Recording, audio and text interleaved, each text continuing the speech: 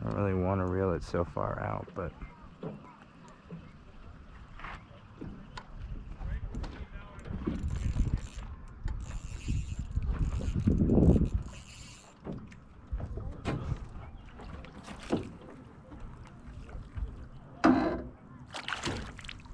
oh, nice bass.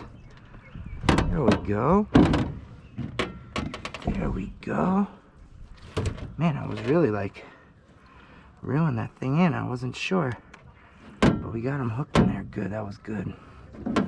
That was beautiful. Nice largemouth. Welcome to another episode of Fishing with Catfish Jones. This time, we're going to do a little recap of the month of June. I'm going to give you some tips on what I've used throughout the month of June, and hopefully your July is a lot better. Maybe you had a really good June too. I don't know. First things first, I did a month-long tournament. You could join a bunch of different tournaments through TourneyX. It's like a website. It's an app that I use. Sometimes I do a tournament on the weekend, or I'll do a month-long tournament, or whatever the case may be. I did one or two last year. Just didn't go that great. But it was like the first time I've ever been in like a tournament style fishing, and I've also tried to get myself into not like a Bassmaster Classic, but something like on that next level, that next step. Unfortunately, there's like 2 or 3 that you have to have done already before like July, and most of it is through the Delaware River or like river systems. And then if you don't get all of them in PA, you got to go to Jersey. I think you got to fish like 4 tournaments to qualify for that one. I think it's at like Keene Lake or something in a lake in Virginia. I think it's Keene Lake. You can look it up on the internet and check it out. But if you somebody that fishes in the river, that might be something for you to kind of get yourself into that. But let's start off here. The month of June, I caught about 35, 36 bass, ranging from largemouth to smallmouth to rock bass. The biggest one being 18.5 inches, a little over or close to 4 pounds. I believe it was like 3 pounds, 8 ounces, something like that. And we had a really good day. A friend of mine and I, Chris, we fish in the lake pretty often together. He's probably the only person I found that has gotten up as early as I have at 4:30 in the morning. He doesn't stay out as late as I do because I like to catfish, but it just seemed like a perfect match. So we did this team tournament together, and man, it's tough when you're fishing nationwide. And for those of you that fish in Arrowhead or even in Northeast Pennsylvania, there's just not too many lakes that are producing 5 pound, 6, 7, 8 pound bass like just consistently. And the first place team, I mean, within the first couple days, their average, it was off of based off of inches. Their average was 18.9 inches per fish. So, I mean, after I caught that one that was 18.5, it was like, well, we need 9 more of these plus something that's like 20 inches in order to even, compete. Unfortunately, I had that 20-inch bass in October last year, which would have been nice to somehow have kept it and faked it or something. I don't know. But we needed basically like the biggest bass that I have caught in this lake to happen every single time. Now, at the same junction, to catch a 20-inch, or sorry, an 18.5-inch, almost 4 pound bass was incredible. I was shaking. It was amazing. Caught it right in the weeds. And I caught about, like I said, about 35 bass throughout this month of June. And unfortunately, in the team tournament, we represented Arrowhead as best as we could. I think we finished like 5th out of 7 teams. But then again, the team that won was from Kentucky. The other place team was like Georgia, and all of the teams were from the South. I believe like we were the only one really Northeast. I think there was one other team from like Indiana, but they finished 7th. Our average was about 16.5 inches, which I feel like is pretty dang good. And I was proud of that. And the other thing I was really happy about was, and this is nothing to Chris, because Chris, you're an incredible angler, and without you, there's no way we couldn't have even come closer to what we did out there. But I had finished first out of all of the anglers. So I think there was 14 total anglers with 7 teams of 2. So out of all 14, I had finished first about like with my average. Now that also has to do with Chris helping me catch those fish, but it kind of did like my biggest and then I'm not sure how it worked, but I know out of all of the anglers, I had finished first.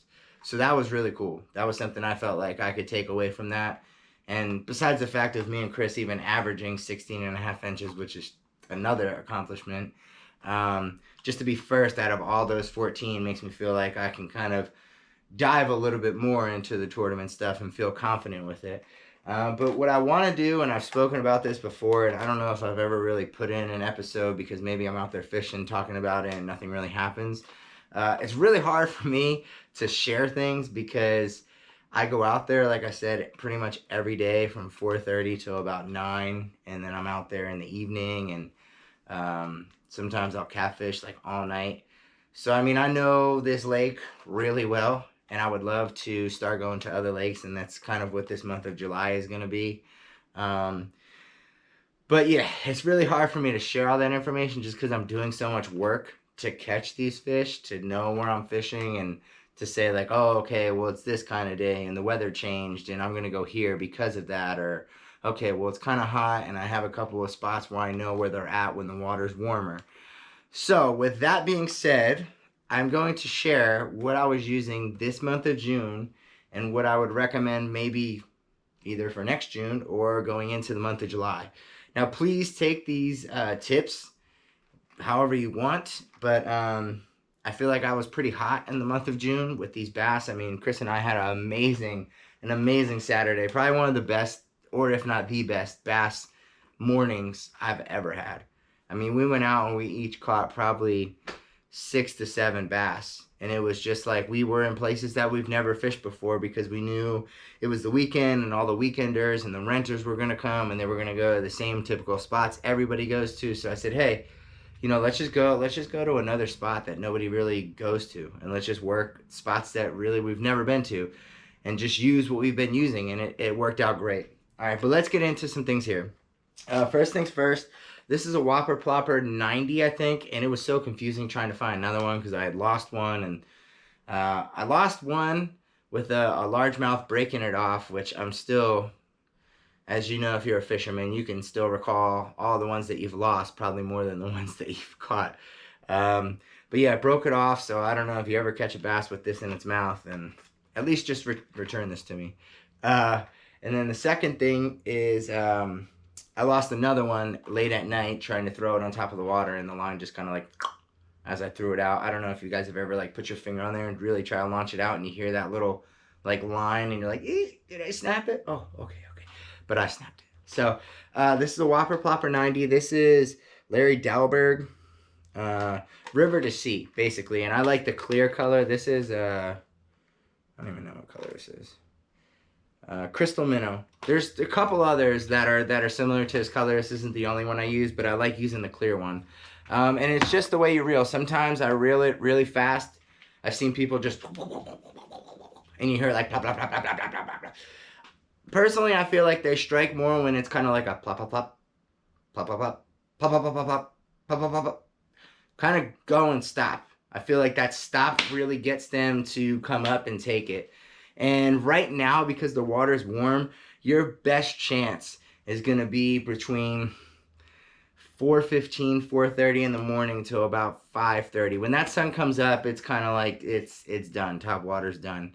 And that wasn't the case for June. June was, we went out at 5-ish, 5:30, and we were out until about 9, and we would catch them periodically on the top water. And then in the evening we had luck too, but it just seems like the water's so warm now, which doesn't make sense because I know July, August, September, I mean, we're catching them on the top all the time, but there's, at least at this lake, there's just been nothing top water. So if you're at Arrowhead, and I don't know if this goes for the rest of Northeast Pennsylvania or even the rest of their country, but thought that was a tick. Just that top water kind of seems like it's died off, and I'm not sure if it's just too hot or what it is, but I know that the weather has fluctuated greatly in the last 10 days. I mean, we were up at 97, then we were down at 62, so it was like crazy. When it goes like that, you got to try to find them deeper, but we're not going to get into that too much today. The next thing, and this is probably my favorite, is a Ned rig. So this is what a Ned rig is. It's kind of just like a hook. I'm putting my hand there, so hopefully you can see it a little better. just a hook, like a weighted hook. This is like a weight at the top. And this is a color I was using yesterday just because the water was a lot clearer. But I usually, and this goes for like anything, worms, swim baits, whatever you're starting out with, crawls. Start out with, this isn't the right color. Start out with green pumpkin. And I like using these 3.3s. You can get them bigger. And I've almost wondered if I had them in a 3.8, which I have that color I just showed you, in a 3.8, if it would attract bigger fish. But that's something I love to use, and I go out every time with that on. And I personally reel it different, or fish it different probably than anybody else. I throw it out, not like as far as I can, just kind of like a really good cast, and then I just reel it really slow. Now the problem with doing that is you could get caught on, you know, stubble, stumps, rocks, twigs, anything that's down there, any type of structure, which is like a good and a bad thing because you're by structure, so you know the bass are there, but then it's also like, I got to take the anchor up, I got to reel over, hopefully get it off. So give and take with that, but personally, my philosophy has really helped me over the last year or so, but definitely this past month of June has been like a really big thing, is that Kitech. I love that brand. I mean, I have plenty of other brands here, Guggen Squad and Carl's, and yeah, a number of things. But it just seems like for some reason everybody's tried to mimic Kitech, and it just, I don't know what it is. And they're expensive but they work. The next thing, and this is like another go-to type of thing, that if you're not catching anything and you just want to catch something to feel better about yourself, just the rooster tail, man. And this is a silver spoon. I'm doing terrible. This is a silver spoon. I also have a gold spoon tied onto one of my lines, but that's also like another one to use. And then when they get deep, you're gonna go with this jerk bait, this shadow wrap jerk bait. And I know jerk bait is more of a maybe a fall, spring type of thing, but for me, when it gets cold, I love bringing that out there and just tossing it around deep because I feel like it's going to trigger something. Most of the time, it triggers something. I'm not saying you're going to get a bass, but another, just go out there and catching fish, whether it's crappie or pickerel or trout. I mean, I've caught more trout on that than I have with a rooster tail, or just this year. Now, in total, rooster tail is dominant pretty much with the trout, especially the brown trout. But the month of July, I'm going to kind of start going around these other lakes, and not so much with the tournaments anymore. I'm going to take some time off from that because that was just like, not frustrating because it was fun, but it was just like every time I went out, it was like I felt like I had to go and catch bass. Or like if I was catching a bunch of crappie or pickerel, like it was just like I'm wasting my time. Or I'd see like bubbles up. You'll see these bubble up. This is another thing. You'll see the bubbles up on the lake. If they're kind of bubbling up, or you hear just kind of like, just like little plops on the water, most likely that's crappie. When you hear a whoop, or you see like a big splash and a big wake, that is probably a bass. Now, it doesn't mean necessarily throw the whopper plopper right where it is and boom, they're hitting it. In the early month of June, that was 1,000% true. But right now, not so much. Excuse me.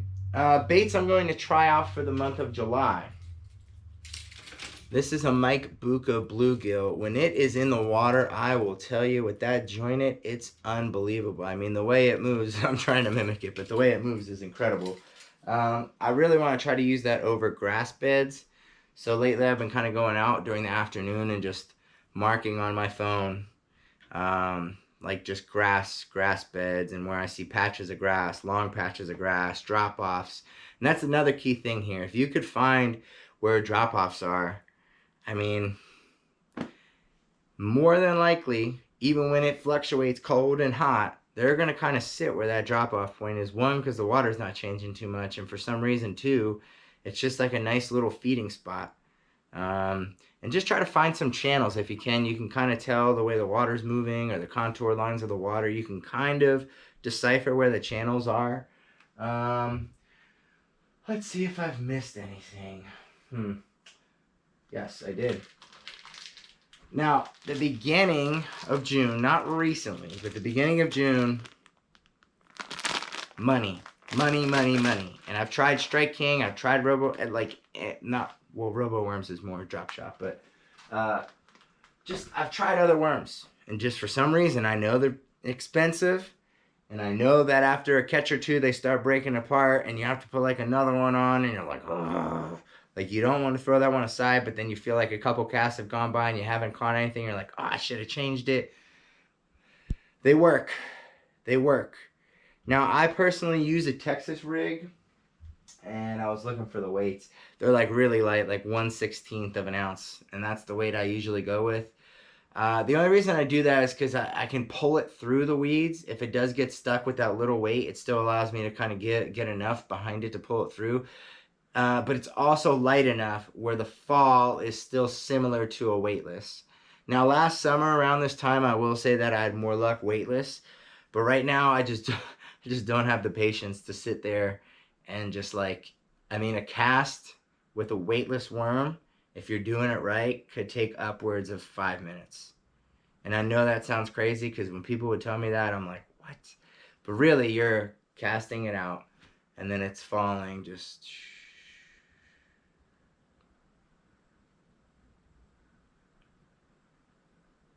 And that's only like a foot. It's going down another maybe 2, 3, 4, 5, 6 feet, depending on where you're at or what lake you're at. So, that's what I mean by it could take 5 minutes, because by the time it hits the bottom, then you're boom, boom, boom. And then it's kind of coming up. Maybe, let's just say you're in 4 feet of water. It took maybe 30 seconds to fall to the bottom. Then boom, boom, boom. Maybe it's halfway, so it's still going to fall again. So that's how it takes that time. But like I've told people before, one of my favorite bites is that Senko bite. For some reason, just that pulling it up and seeing that pole bend at the same time, I love it. I love it. And we had such a good time using the Senko in the early month of June, and that is actually what I caught that 18.5-inch bass on. We heard a splash, and that was great in the early month of June. You'd hear a splash by the weeds, especially when they were spawning, and it would be like, where was it? Where was it? So I just kind of like, I don't know, it's got to be there, because I'm looking along the shoreline and out there, and I don't see nothing. So boom, and literally as soon as it hit the water, that mama came up and boom. And I knew it from the get-go. Like, it jumped out the water to get it. I was like, whoa, can't lose this one. And then the whole time you're like, please don't jump, please don't jump, please don't jump. Don't take it out. But that's pretty much it. And then for the month of July, we're going to try out, like I said, that Mike Buka. Probably going to try out a drop shot. I've been just reading a lot about it, and I've never really like fully gotten into it. I know when I was in California, that's like the biggest thing they did, just drop shotting everywhere. So that's probably going to be something else we're tying onto a line for the month of July. And then this, I want this to work so bad because it looks so good. It just looks so good. It's a weedless grass hero, and I found like the perfect crawdad for it, and I don't know. I just haven't really like found the right spot to fish in or found the right time to do it. But and last but not least, I'm going to be catfishing like crazy. I'm looking to catch a monster catfish this summer. Whether it's here, whether it's in South Carolina, whether it's in North Carolina, whether it's in California, somewhere, Jersey, doesn't matter. I'm going to find myself a big catfish. And then I'm going to talk about it, because we're going to go out and film it. And I don't know if it's going to be pitch black, dark, 3 in the morning, but we're going to get it on camera. If you have any questions or any comments or anything like that, just, I don't know, comment below. I don't know. It's not going to be below this video because down here is concrete in my shoes. But in the video, you can comment down there. I want to shout out a couple people. Joe Vizard, I don't know if he'll ever watch this because he's an older guy, but he fishes on the dock with some minnows, and he's been killing it lately. So if you want to go down and fish at the dock, that's like a good spot to start. Crawdad is another one. I've seen him out there fishing a little bit, so good to you. The Landis brothers, one Landis brother, you're supposed to come get your stuff, man. I've been having it here waiting for you, so you better pick that up. Lastly, once we get to the next 100 followers, which we're halfway there on FishBrain, I think it's 400 or 400, we're going to do another giveaway. All right? Thank you for watching. I hope your month of July is great. Fishing with Catfish Jones.